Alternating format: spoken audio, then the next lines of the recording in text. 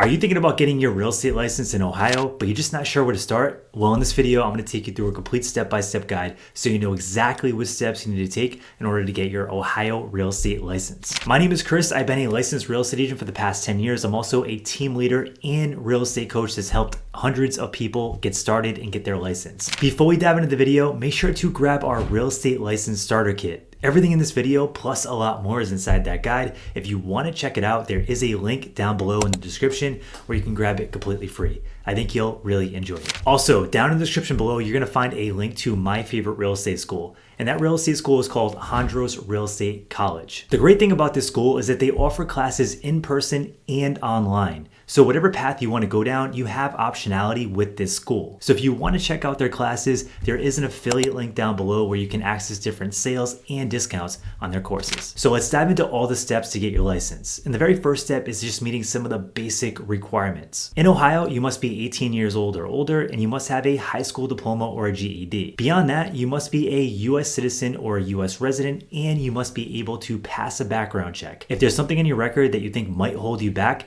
make sure to look into that ahead of time and reach out to the Ohio Real Estate Commission and have that conversation. The next step is completing your real estate pre-licensed education classes. In Ohio, you're required to complete 100 hours of state-approved courses. And while I know this sounds like a ton of time to invest, it's really not, because you're going to be learning a ton of new things. Everything from real estate law, real estate finance, real estate ethics. All this stuff is stuff that you're going to use when you're in the field actually selling real estate.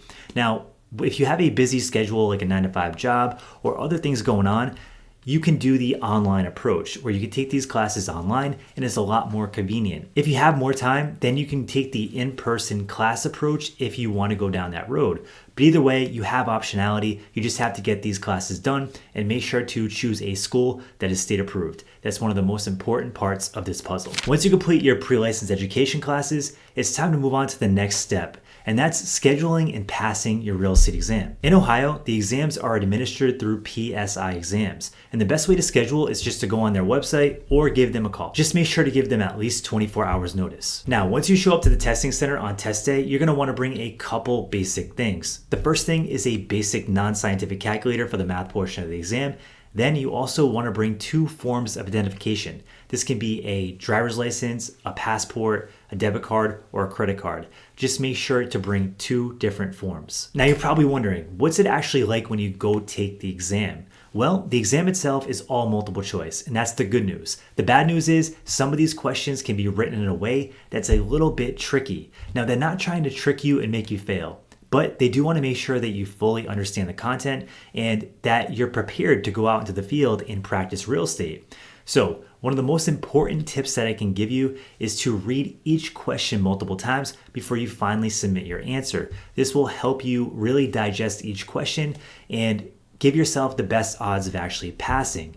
Now, don't rush through this exam because you have plenty of time to complete it. In fact, most people finish the exam early. Now, the exam itself is broken into 2 separate parts. You have a state portion of the exam and a national portion of the exam. If you fail one part and pass the other, you just have to come back and retake the part that you failed. That's the good thing. Now, a passing score for the exam is 70% or higher. Now, if you failed the exam, don't beat yourself up too much, and definitely don't quit, because I know so many top producing agents that failed the exam multiple times and they went on to become super successful real estate agents. So just because you failed the exam doesn't mean you're going to be bad at real estate. It just means you need to study harder and give this another try. Now, if you pass the exam, it's time to celebrate because we're one step closer to actually getting our license. Now, the next step is getting your fingerprinting and background check done. This is done through the Ohio Division of Real Estate and Professional Licensing. What they're going to do here is they're going to do a complete background check and get your fingerprinting and make sure there's nothing on your record that might prevent you from getting your real estate license. After that, we move on to the next step, which is applying for our real estate license. This is also done through the Ohio Division of Real Estate and Professional Licensing. Once you get to this step, what we want to do is we want to package everything we've done up so far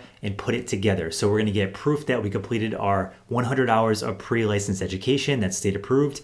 We're going to get our passing scores for our real estate exam, and then we're going to get our fingerprinting and background check, put it all together, and then send it out with our license application. And that takes us to the next step, which is choosing your sponsoring broker. This step is fun, it's exciting, because you're going to be getting ready to jump into the field and start practicing real estate. But it's also one of the most important steps, because if you pick the wrong first brokerage, you could set yourself way back. And in fact, you might even end up failing because you picked the wrong first mentor. So I want to give you a couple important questions to ask while choosing your first sponsoring broker. The first question to ask is, what kind of mentorship and training do you provide to brand new agents? When I first started in real estate, I was just running around like crazy trying to get my first clients. And when I finally did, they were ready to make offers on properties, and I just had no clue how to do it. So having a mentor and having someone to turn to when those moments happen is super important. So ask who your mentor is going to be, and also ask when you can reach out to that mentor. Like, what's their availability? How often can they help you? These are all important questions. The next thing to ask is about the training program. So do they have a training program specifically for brand new agents that will walk you through the process of setting up your business and getting your first clients? Or do they just have generic classes that anybody in the brokerage can take?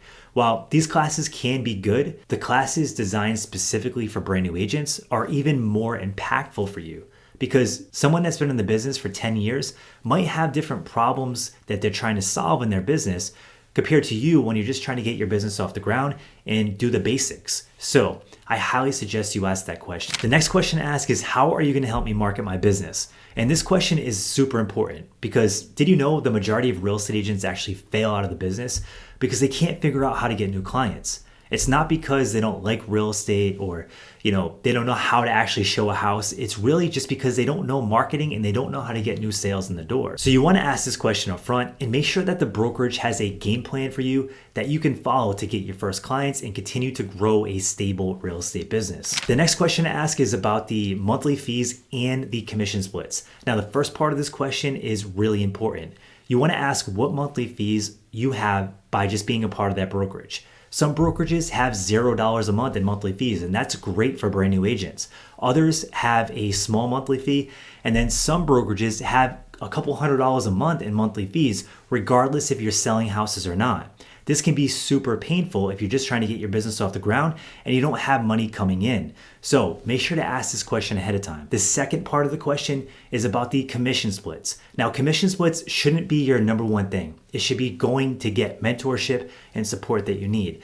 But make sure to ask the question about splits so you know what you're going to take home when you first start making your first real estate commissions. The best way to ask this question to cut through the noise, because some brokerages have extra monthly fees incorporated with their splits, is ask a very simple question. If I make a $10,000 commission, how much of that money do I actually get to take home? This will cut through all the noise. So make sure to use that trick to get down to the bottom number. Now that you have all the steps to get your license, I want to answer some of the most common questions that I get, because I'm sure you have some questions right now. The first one is, how much does it actually cost to get your real estate license in Ohio? Well, I would estimate anywhere between $1,800 and $2,200 to get this done. Now, it really depends on what real estate classes you decide to go with, what kind of exam prep tools you decide to upgrade to if you want to go down that road, and what brokerage you decide to go with. These things can all change the outcome of how much you actually invest to get started.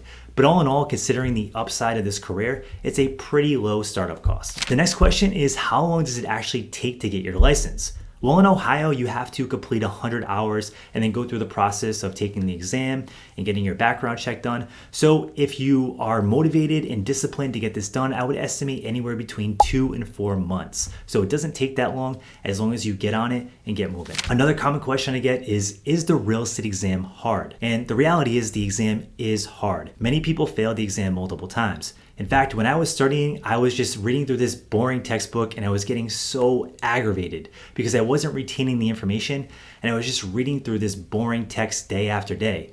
And eventually I found an exam prep tool and it helped me build the confidence that I needed to pass the exam on test day. So I highly suggest you use a exam prep tool if reading through textbooks just isn't your style. If you want to check that out, I do have a link to an exam prep tool that I recommend down below.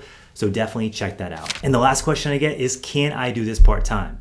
And the answer is absolutely. I know so many agents that start out part-time and they just want to get into it and get their first couple sales and then eventually maybe transition into full-time if they really like it.